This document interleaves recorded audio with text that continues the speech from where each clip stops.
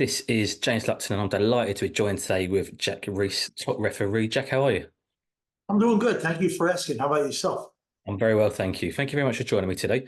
I want to go My through pleasure. little bit of a journey today through how you got into refereeing and why. Let's go back a little bit first of all into the sport of boxing. Were you a fan of boxing growing up? Yes, my father had some kind of connection with boxing. I don't know too much about it, but I've got pictures of him with old-time great ex-champions, guys, a guy who fought Gentleman Jim Corbett, and I've got pictures of my dad on a beach in 1928 standing in a stance, and he always encouraged my brother and I. We used to put on socks on our hands and we'd box with him and stuff like that, and that's where my love of it started, and fighting and martial arts and stuff. I was going to ask. Combative sports. I was going to ask for yourself in terms of boxing. Did you ever lace the gloves at yourself? When did you sort of get into the side of sport when you was in the ring?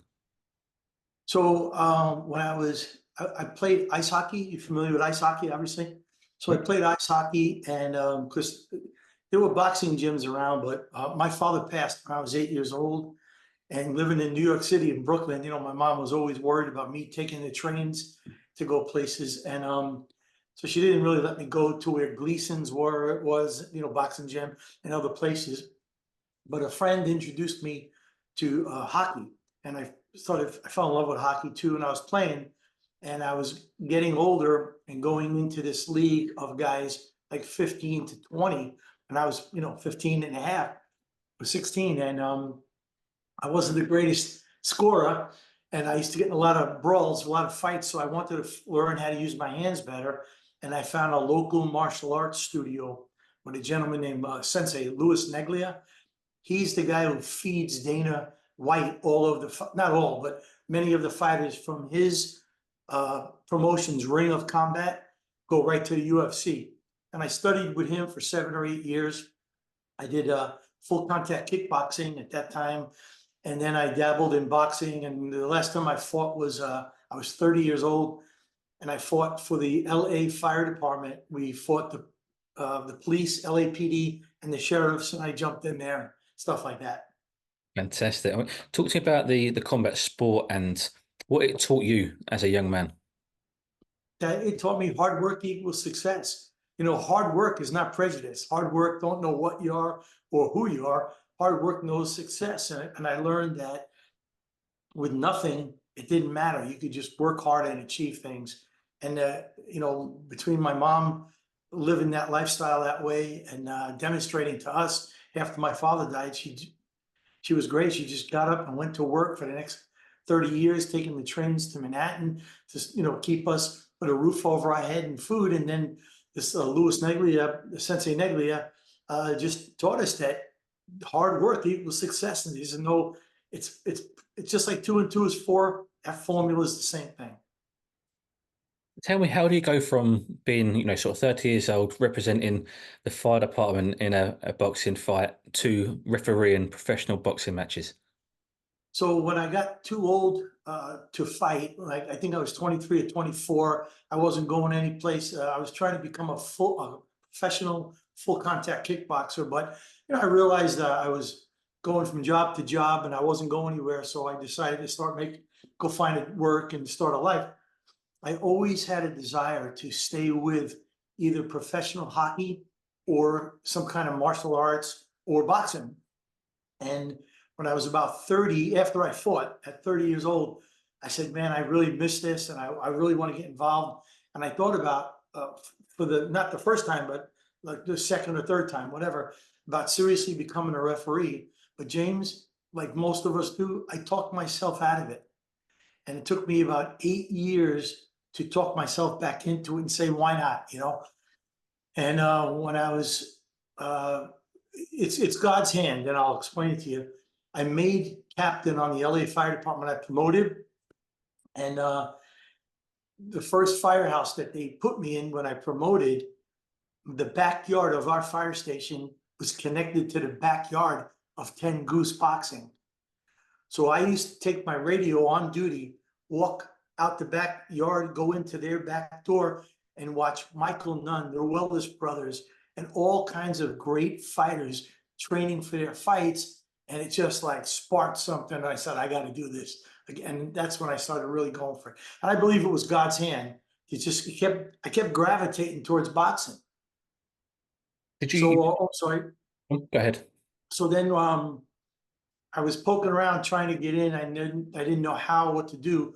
And then in '96, about 4 years later, I called a friend who was like, he oversaw the LA Fire Department boxing team. He was part of the organizational thing. And I said, hey, Jim, I'd like to become a referee. I have no idea what to do. And he goes, well, you got to start by calling a commission. So I said, okay. And the funny story is, um, I didn't know any commissions. I had no idea what a commission was. This was before cell phones. So the only commission I knew was the Nevada State Athletic Commission from seeing them on TV. So I don't know how I did it. Or maybe the internet was around. I don't know. Or I just went into Yellow Pages and looked it up. And I called the Nevada State Athletic Commission. I said, wanting to tell them that I'd like to be a referee and what I had to do. And phone rang, and the guy picks it up and says, Nevada State Athletic Commission, Mark Ratner speaking. So I don't know if you know who Mark Ratner is, but he ran the Nevada State Athletic Commission for like 15 years. He was one of the best executive officers they ever had. And when he said Mark Ratner, I was like, I can't believe I'm talking to Mark Ratner. And I went on to a 2.5 minute rant of my resume. And he was wonderful. He was as quiet as a church mouse. He never said a word. And when I was done, he said to me, hey, Jack, that sounds like you might have some qualifications. You might make a good ref. He says, but why are you calling Nevada? You live in California. He says, you got to call California. I said, okay, who do I call? And he gave me the number. And I started calling the California State Athletic Commission. And I was very fortunate. In the end of '97, I sent them my resume and everything and their application form, special delivery, signature required. So I knew they got it. And I was calling them like every other week, every 3 weeks, I was calling them to see if anything was happening. The funny thing is, you remember Bobby Chacon? Mhm. His niece was the secretary in the athletic commission office. So I would call Carla all the time and ask her and stuff like that. And finally, in '97, they announced the class, the end of it. It started in '98. The first and only time they ever did it. The officials at that time, the famous Lou Filippo from the Rocky movies and Marty Denkin from the Rocky movies, and those guys were getting older. So the commission tasked them with putting a class together, and they did. And it was a 3-year program. And I was fortunate enough to be one of the people that got into this program in early '98. So you've gone from going into the gym and seeing the likes of Michael Nunn training, and it's almost sort of, grabbed you by the scruff of your neck and pulled you straight back into the sport again, like you was Right. with the child around your father. In terms of your sort of route and the journey you took, why referee? Why did you want to be a referee? I've always grown up with a sense of fairness about me. I don't know what it is, but I've always been a fair person. Like when I used to get in fights with hockey, once the guy was defenseless, I'd stop hitting him. And if there was fights on the street where I grew up in Brooklyn, if someone was getting pounded, I'd always break it up. And I don't know what it is. I just never like to see um, people getting taken advantage of. And I wanted to be part of the sport. And this is where, I mean this sincerely, James. This is where God led me, and that's what I did.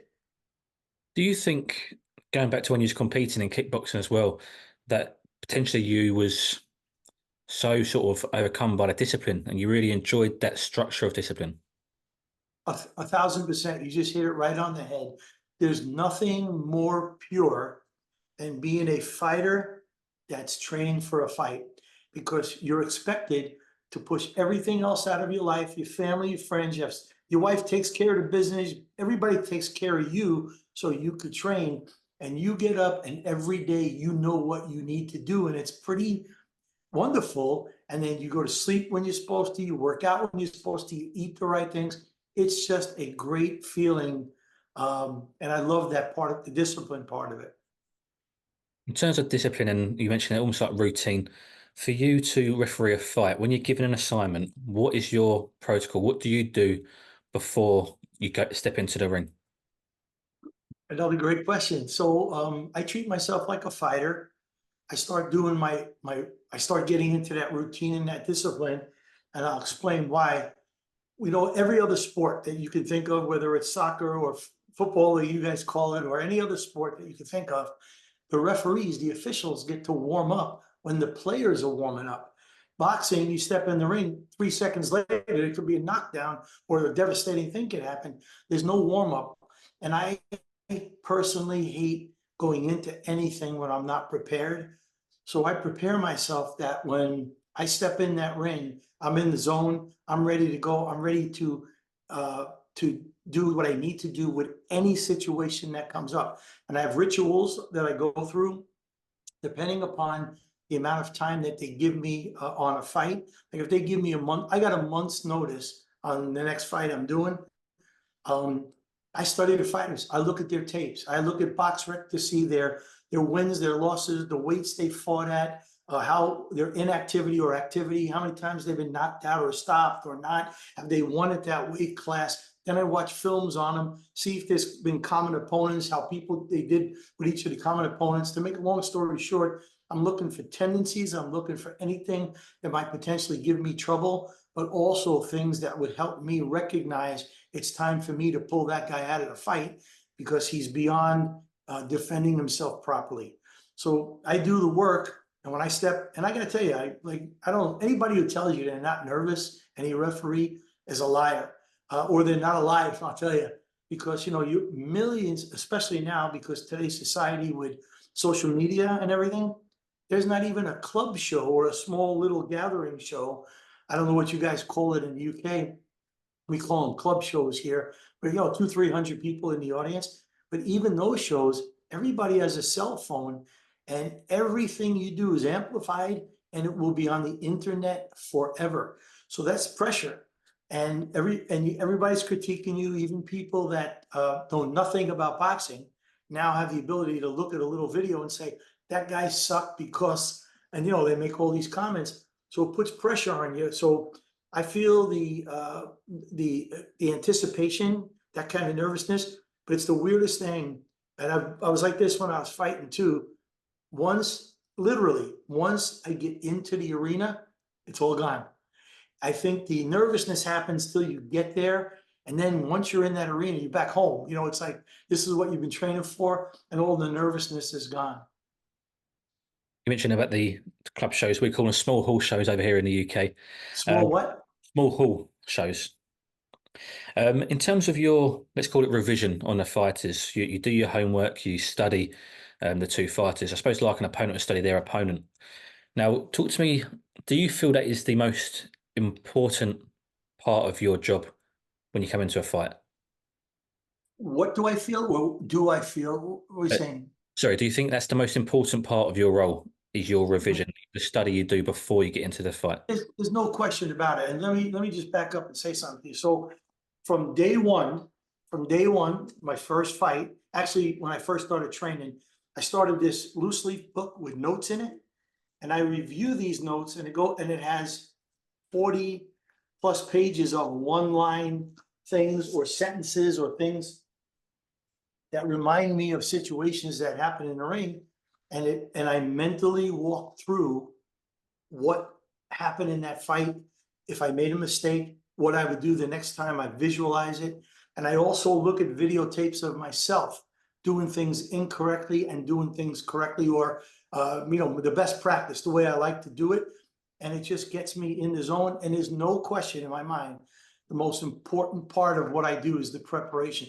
Plus, working out consistently, sleeping as well as I can, and eating well, especially prior to the fights.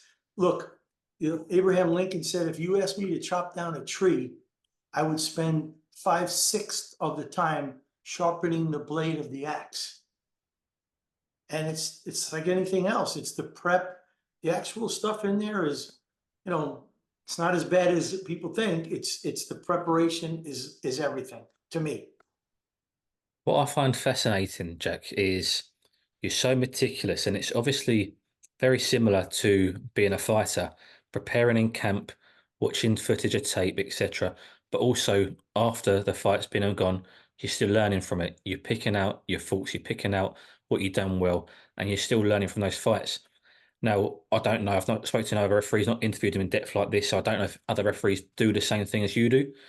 But why do you look back at your own footage and your performances as a referee? Because it's a constant learning experience. You know, the day I stop learning in the ring, I should get out. I'll get out of the sport.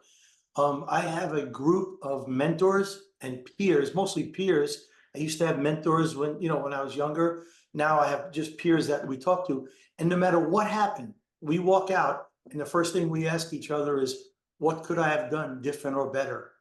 And we talk it up and we give each other, situations or variables, because nothing's ever exactly the same. Every knockdown isn't the same. Every accidental headbutt, accidental low blow, intentional foul, there's little variances. So we talk about what could have been done, and it all goes into the computer, and you get all these tools in your tool chest, and hopefully you pull out the right one in the right situation. So I don't know why other people don't do it, but not only are you tasked with two people's lives in your hand, and that's unvariable. That's unwaverable. That's a reality for a referee. But you also have their career in their hand and their family's well-being in their hand, because if something happened to that guy, or you stop a fight too quick, or you let it go too long, it's gonna it's going to live with you the rest of your life. Now, I'm not even saying about what's going to happen on the internet. I'm talking about how you're going to feel about yourself. And I don't know if you know this, James. You probably do, but in Las Vegas, a bunch of years back, in a very short span, 3 referees took their own lives very shortly after they lost boxers in the ring. I don't know if you know that. I didn't know. Yeah. Yep. How does that make you feel in your position? Well, I was a fireman for 31 years and I was a captain on the LA Fire Department. So what means, like a referee, I was in charge of the safety of the firefighters. And when I retired from the fire department, what a weight off my shoulders not to have to worry about other people. And it's the same thing in the ring, and how I combat the enormous weight on my shoulders in the ring is by preparation. I consider myself, and I have to tell you something, um, the people you travel with, the group you travel with should be like you. And the lions I travel with in my circle are all hungry lions, and we're all the same. And we're students of the game. We're never satisfied. We're appreciative when we do a good job and things go well, but we're never completely satisfied with our performance, because we feel we're students of the game. There's always something to learn. There's always something to chat about. Even when it goes right, if we just share our ideas, I saw you doing this. Were you thinking this? No, I was thinking this. Now I just picked up something, and that guy just picked up something, and I'm on the phone. I don't know if you know Thomas Taylor. He's a top referee. Just did Gervonta Davis and Ryan Garcia. He works in Las Vegas, California, and other places. I'm on the phone with him. My wife calls him my man bro, my man bromance, because I'm on the phone with him so much. And Russell Mora did great, world-class referee we're like partners in crime in this thing. We're always watching fights and talking to each other. And more interestingly, because I don't know if you are aware about the school, the professional referee school that we started. Um, please look it up. It's called Soul Arbiter. I'll send you an email, SOLEARBITER.com. And in every sport, every professional sport, before the season starts, usually the NHL, the NFL, Major League Soccer, whoever it is, they fund a referees school or a camp, 1 week, 7 days, whatever it is, to get anybody who's been off back refreshed, learning all the new rule changes, and get everybody's mind into the upcoming season. Boxing, we don't do that. Boxing is splintered. People come into boxing from all over the world, different ways, and they do things differently in different places. So I work for the Association of Boxing Commissions. I'm one of their certified instructors for World Championship rules. So every time there's a fight anywhere in the world, if it's sanctioned by any of the five, actually any of the sanctioning bodies, but especially the five major ones, WBC, WBO, IBF, IBO, and WBA, they're going to use the unified rules of boxing. So I teach for them. I got fortunate enough to work my way up to being one of their certified referee instructors. So that all these sanctioning bodies will use the ABC to come in and make the presentation at their annual convention on the ABC rules and on, what's new in boxing. But so I'm always talking and thinking about the rules and keeping up to date on the rules. And in fact, if you go to Association of Boxing Commission website, ABC website, you can look at training and you can see all the training that we do, but you can also see pretty soon it's going to be coming out a brand new referees guideline that takes you from A to Z on what's expected of you. I'll give you a great example, some of the new changes that are coming into effect. So in the past, fighter A is beating fighter B. He cracks him, he drops him, fighter B gets up and he's hurt, he's tired. So the referee gets to 9 and he spits out his mouthpiece. He's stalling, he's trying to get some extra time. In the old days, the books said the referee shall say stop, call time, pick up after he assesses the fighter, pick up the mouthpiece, bring it to the corner, have the corner rinse the mouthpiece and place the mouthpiece back in. When a fighter does that, he's accomplished what he wanted. He's gotten the extra rest to survive. Well, we learned from MMA. In the MMA world, they have the cage, and it's not very practical to walk over, open the cage door, give it to them, or sticking it through the fence. It can get lost, it can get dropped. So in MMA, they pick the mouthpiece up and they put it right back in the fighter's mouth. And it's been 20 years. And there's no public outcry over it. There's nobody dying from germs on the floor in the ring. So we adapted it. So now in the rule books that's coming out says, and let me give you the thought process behind it.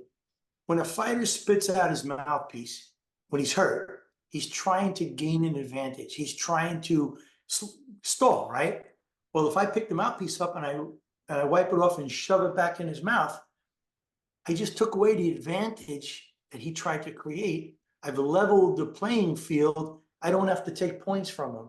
Keeps the continuity of the fight going.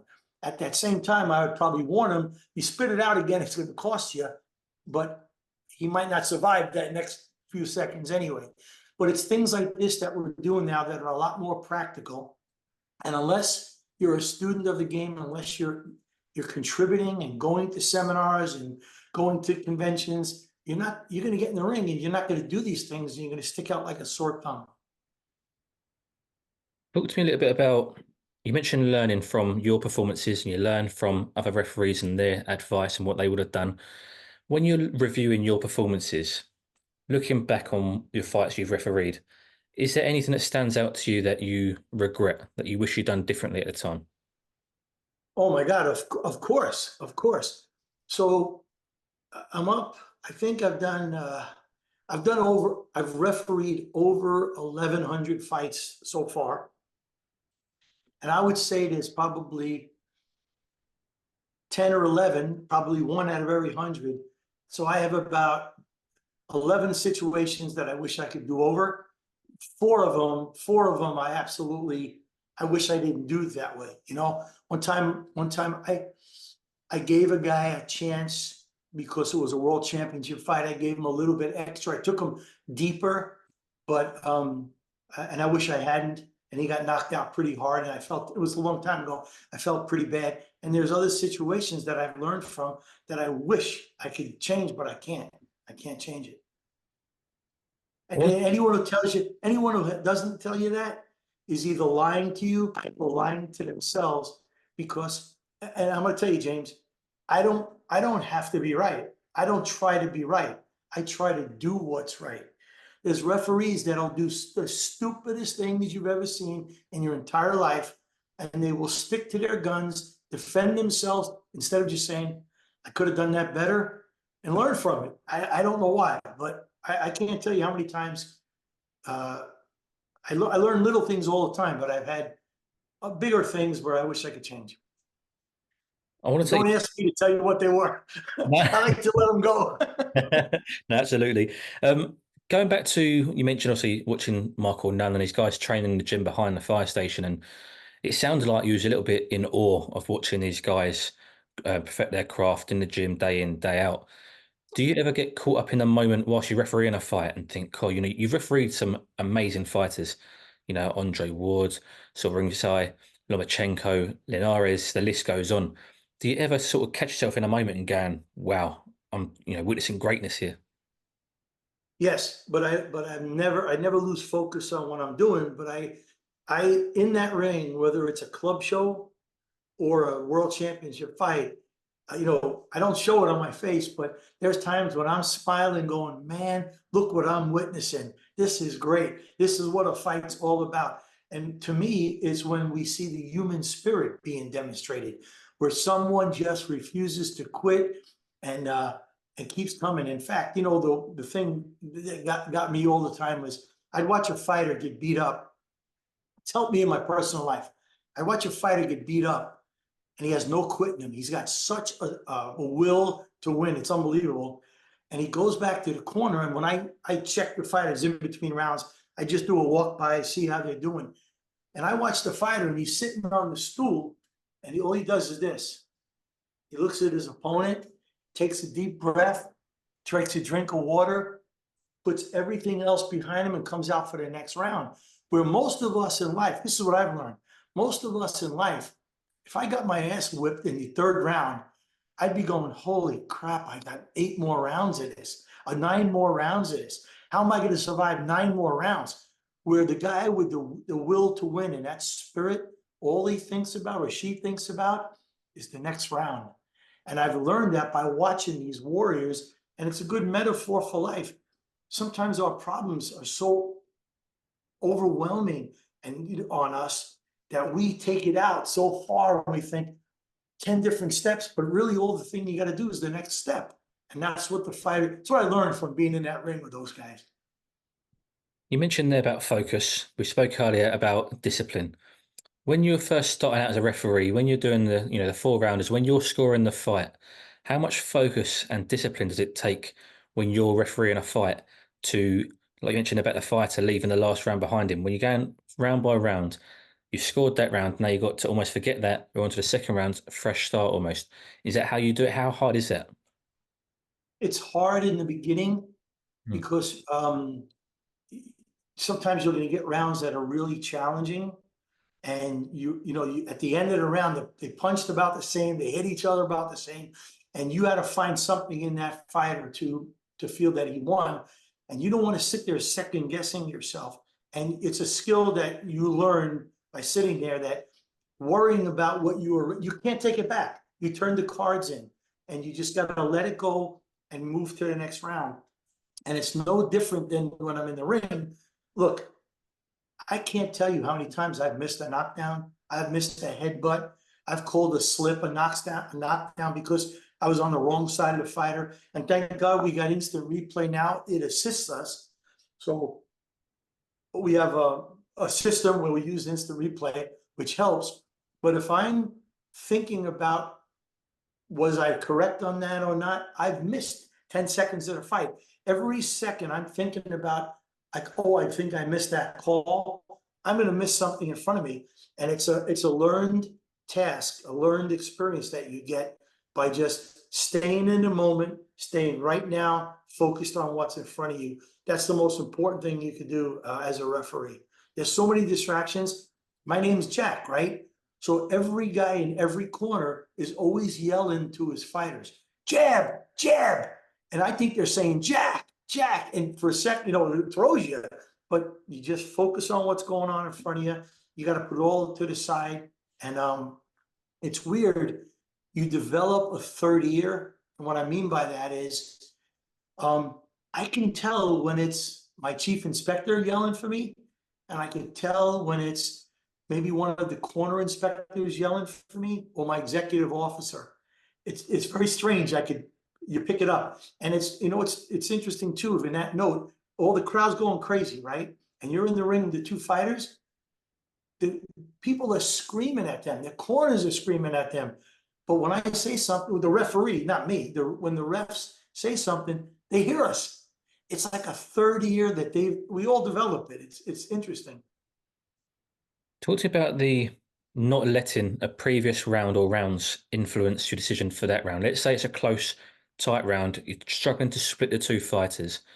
How tough is it, or especially in the beginning, to not let, say, if they've been stronger, one fighter's been stronger the first two, 3 rounds, we're now in the fourth round, you go, well, do you know what, I'll give him that round, or because he was behind, we'll give him or benefit of that. How hard is that to not let anything before influence that round? There's no sympathy rounds. There's none of that. Okay. There's no a champion. When a champion gets in the ring, like there's no favoritism towards the champion either. So when a champion gets in the ring, ceremonially, he gives his belt to the sanctioning body supervisor because it's no longer his until the fight's over. And as a referee, I have the same attitude. When he steps in that ring, he's no longer the champ. And I don't give sympathy rounds when I'm judging. And when I'm reffing, I don't pay favoritisms to anybody. It's just two guys fighting. And the biggest key is it's 12 individual fights, 12 one-round, 3-minute fights. And the skill you need to develop to survive is to leave whatever happened in the last round in the last round. And you got some great referees, friends of mine over in the UK, Howard Foster, Victor Lachlan, and a lot of other guys. And I guarantee you, they'll tell you the same thing.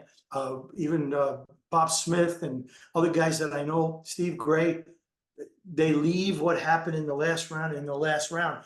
And as a young ref, you don't know how to do it. Maybe nobody told you how to do it, or they did, and it just didn't go in it just didn't register yet until that first time it happens to you, where you find you're distracted by the last round and you're not even watching what's in front of you.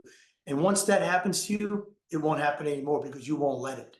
You won't let it. You'll find ways to keep you in the here and now. Very important. You said something there that's quite interesting. There's a saying, I don't know if it's common over in America, but over here, you hear a lot of people say, especially on commentary and punditry, in a world title fight, for example, a lot of people will say the away fighter has to come and rip that title away from the champion, almost indicating that they do start a round up almost. What's your thoughts on that sort of saying? That's the way it used to be. In the old days, that was the theory. But you got to remember something.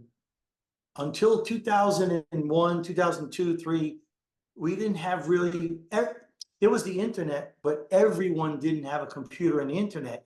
2003, 4, 5, when cell phones, iPhones started coming out, internet on the phones, and technology really started progressing.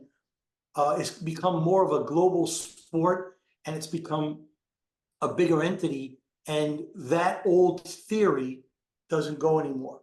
That old theory about the champ comes in and the challenger has to take the fight from him. It's 12 individual fights, and whoever wins that round, and nobody gets any favoritism. And anyone who still thinks the old way don't belong in the sport anymore. In fact, James, I tell this story so much, I'm sick of telling it, but we have a lot of refs in our business when they do such stupid things. I don't even know how to describe how stupid some of the things they do are. And when you ask them, they say, well, that's the way I was taught, and that's the way I've always done it. And I say to them, I go, well, not me, people will say to them, if you had to get your knee operated on, a meniscus in your knee, it's a little ligament that tears. 30 years ago, you went in for surgery, they made 3 12-inch long slices on your leg, stitched that up, fixed it, put a cast on your leg, and you were laid up for 3 or 4 months. Now, they make 2 little holes, they go in arthroscopically, you're walking the same day. We don't do anything the way we did it 30 and 40 years ago. So to look at boxing like it hasn't progressed, you're the one that hasn't, not I mean you, but I mean the referee who does it the same way they did it when they started, they haven't progressed. It's not the way it used to be. We don't let fights go as long. Let me give you a great example. So in the old days, they would let fights go a hell of a lot longer. Now we're looking at it a little bit different because of CTE and what happens to these fighters after their careers.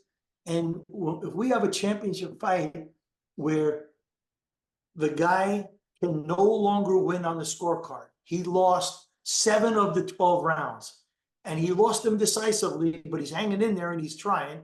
And he's demonstrated over the prior 7 rounds, he doesn't have a puncher's chance. Not that night, not with this fighter, because he never landed anything that could knock the other guy out. He has visible physical damage.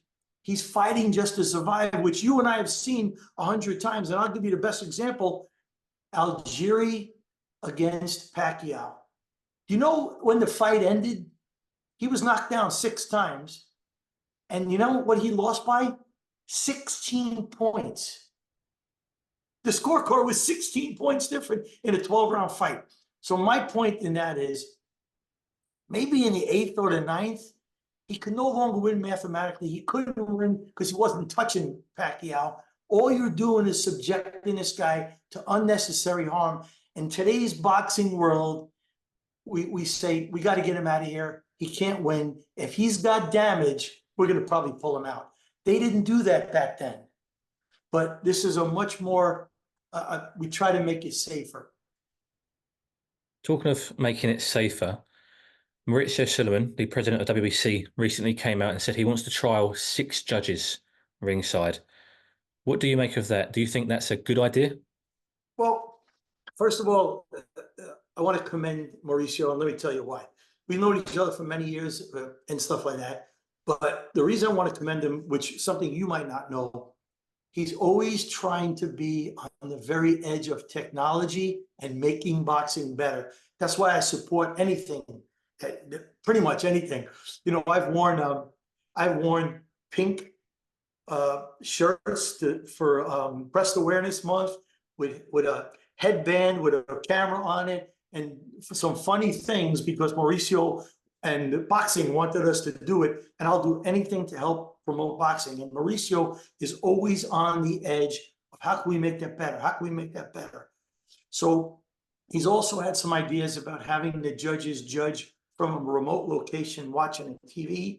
I don't necessarily think that's the greatest thing in the world because I'll show you fights where they're only showing from the camera angle at the time is only showing from the waist up, and you don't know the effect of a punch because you didn't see the guy stagger. In other situations, a guy gets hit or a girl gets hit and she starts going down, and when they go down, the referee waves it off and says no knockdown. You're screaming knockdown. Well, you didn't see the legs that their feet got tied up. So you can't have a judge judging. It's got to be real. It's got to be in front of them so they can see 3D, the full body, in my opinion. I'm sorry, I went off on a tangent. So having 6 judges, I'd be willing to try anything if it would possibly improve our sport and take away the black eyes. We get a lot of black eyes in boxing. Black eyes, you know, like you get a black eye, it's bad for boxing when 2 judges have a very easy fight to score 120 to 110 or whatever it is, 120, 108, and the other judge sees it the other way. What is this person thinking? And everyone's seeing the same thing. So it would be whatever we can do to take that away and make it better for boxing, I'm for it. So I commend Mauricio Sullivan and WBC. They're always trying to improvise and make things better. I want to move on to a big fight that's coming up. Now, you refereed, of course, Fury Wilder, one of those great fights in the trilogy. It's well documented. Everyone knows you refereed that fight there, and obviously Fury got up from that power punch from Wilder, and you stood over him, giving him the count. In terms of, because you've done your homework on Fury, obviously, before that fight for Wilder, he's fighting Alexander Usyk. Say it again. I couldn't hear you. Sorry, so you did your homework for that fight on Fury. Yes, you betcha. He's got a fight with Usyk coming up, and I'm sure you've seen Usyk plenty as a fight fan. How do you see, or how do you think you would ref that fight? What would you be looking out for from both fighters going into this big fight? Well, first thing I would do is in the ring, in the center ring, I would identify to everyone in the world watching what is the line of a low blow. Okay, so there'd be no controversy when anyone got hit if it was fair or foul. Second, I did this with Wilder and Fury too. I would just look for their tendencies, and let me tell you this: both of those guys are extremely clean fighters. Um, I would say Tyson does more antics than he does anything that's dirty. So the things that I addressed with Tyson in the dressing room was, in the past he had held the ropes with one hand, with his right hand, and jumped out and hit his opponent with a jab and allowed the ropes to pull him back out of harm's way. There's no holding and hitting off the ropes. So I cautioned him about that, and pushing his opponent off balance and then hitting him while the opponent's off balance. So I would look at Usyk's tendencies, and I would make it really clear with Usyk. Listen, anything right here is fair. If you go down and I start counting, you better get up or I'm counting you out. If I call it fair, you better get up because the fight's over if not. And I would go over all the things that were important to me based upon watching the films of them, in detail. It wouldn't be about me being a cop in the ring or being, telling them you better not do this. I would just make suggestions to the guys and say, look, fellas, I've seen you do this in the past. Tonight, that is unacceptable. Rabbit punches and other little things. With Tyson, hey, he's a lot shorter than you. If he ends up with his head under you, just put your hands there, protect your face. I'm going to say stop. Don't lean your weight on him and push him to the ground. They try to wear the fighter out. So I'd warn him about stuff like that. That's it. You mentioned interesting about the low blows, and obviously there was the Dubois fight against Usyk, and I think Anthony Joshua as well in one of the fights with a shot and they class it as a low blow and they had a bit of time to recover. In your opinion, of those of what you've seen, do you think they were low blows, or do you feel Usyk took advantage of those situations? Well, that's not up to me to decide because I wasn't the ref in the ring and I'm not the fans watching. But what I've been asked this question 100 times, and all I could tell you is I could clearly define to you and anyone else what a low blow is and what a low blow isn't, and you'll have to decide for yourself if those punches were low. And you'll be seeing very shortly in the Association of Boxing Commission referees guidelines, after that incident, we've clearly identified what a low blow is. And without getting into detail, unless you let me share my screen, I could find it, but people are really misinformed. And this is another reason the Association of Boxing Commission exists, because people have different viewpoints. I don't know who wrote the other rules. I don't know who wrote the sanctioning body rules.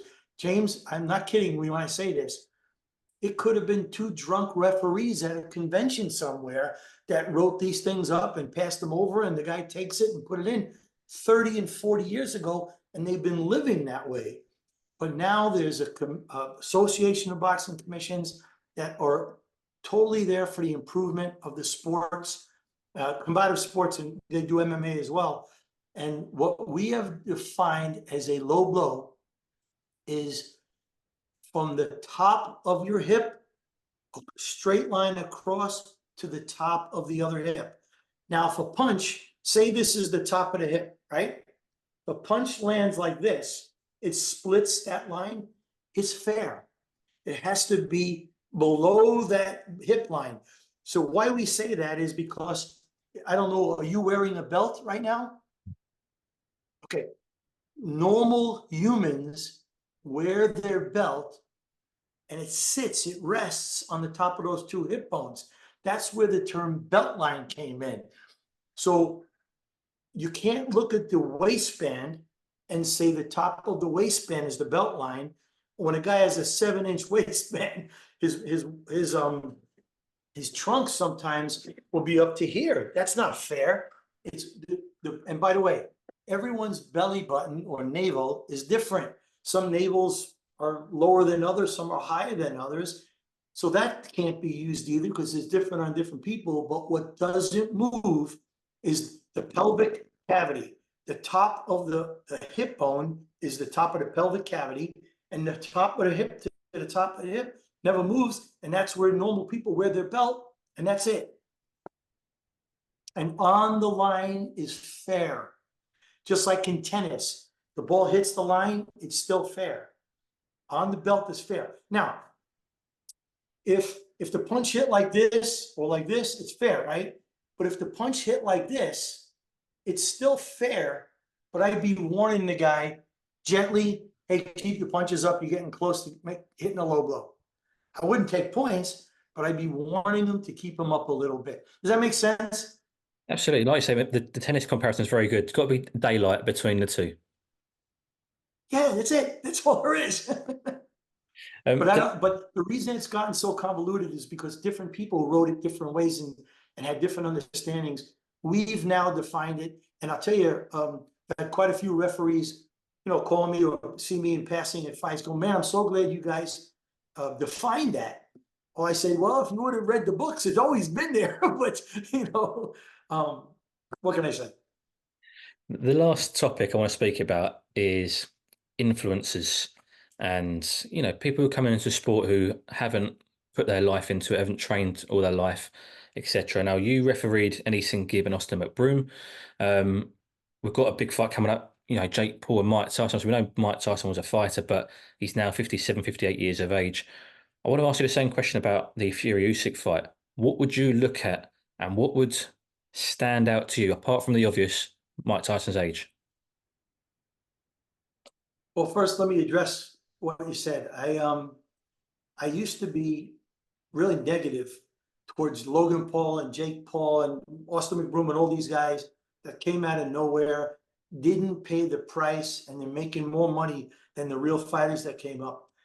But I realized that I'm acting like an old fogey or an old person, not realizing that this is what's in demand from the public.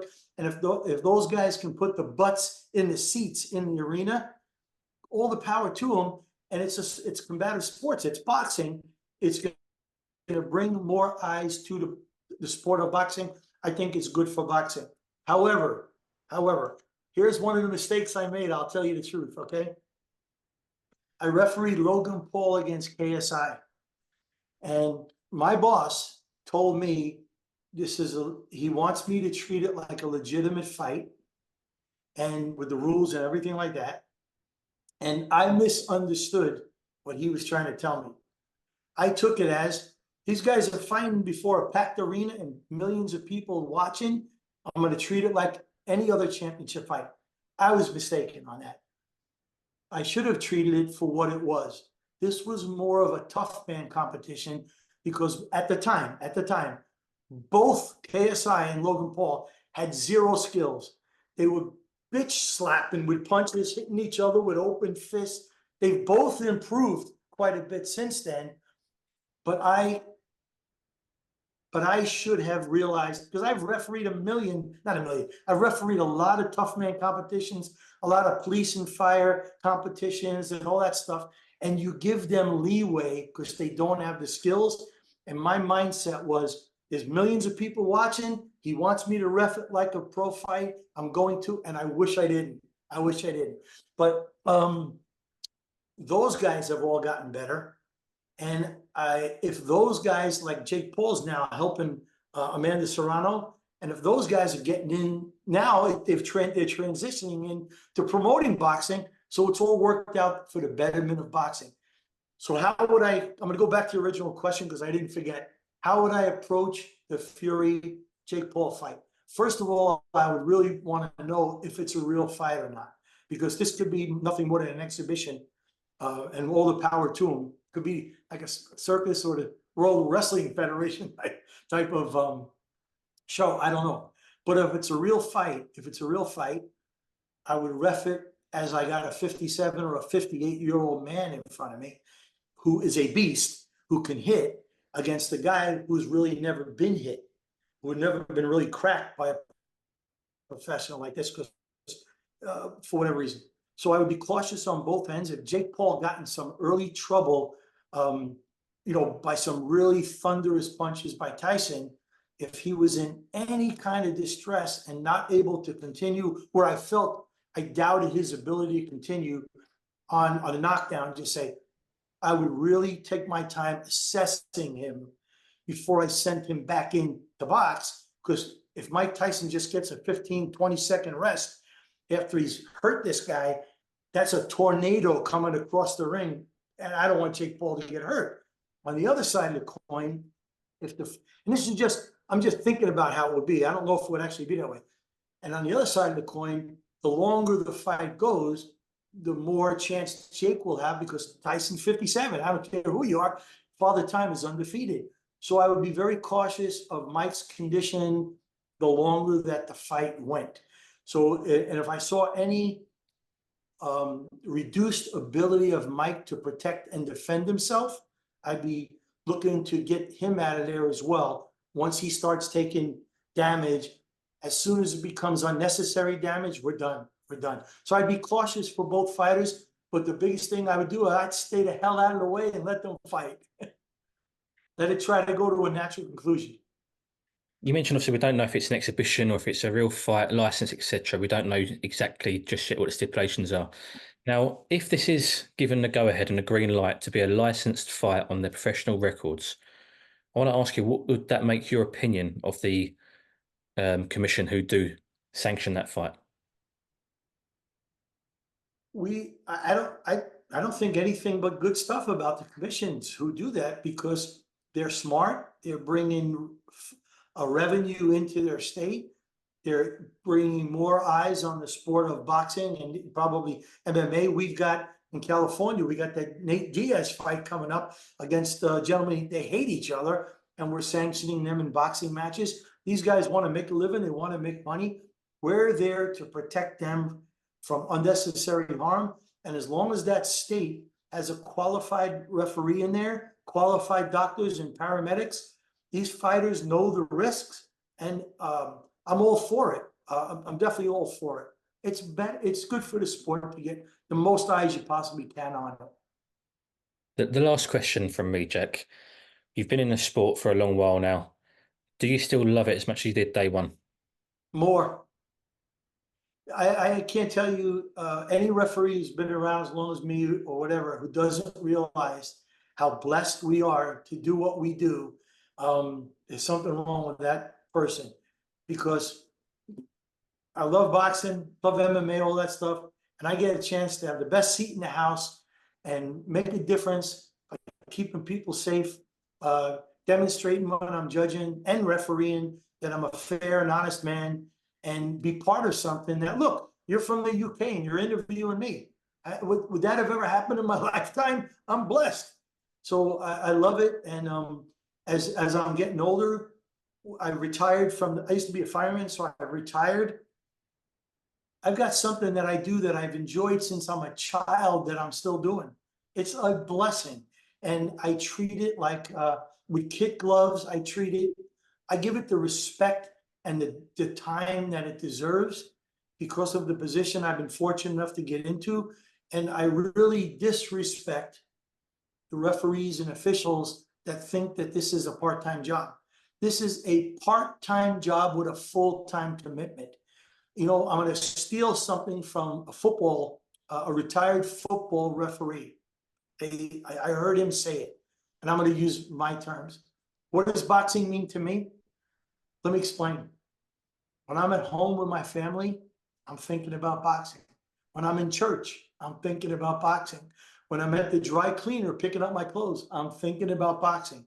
It's one of these things that are always on my mind. The things I see happening in other sports or in real life, if there's a correlation to boxing and I can make it a good learning experience in boxing, or if I read a poem or I see something on the internet that can get into someone's head and make them understand how to look at something better for boxing, I use it. It's always on my mind. It's always with me. I guess you can say I'm obsessed, and the referees who take this seriously really are. All of us, judges too. And that's the group of people that I hang with. That's my group. The guys I hang with, the judges, have 1,500 fights judged and beyond. The refs I hang out with have 600 fights and more beyond under their belt. And you can't be around that long. You can't do that many fights and be around that long without really dedicating yourself and understanding. Well, you could, but the guys I call my friends are the guys who are very serious about the sport and want what's best for the sport.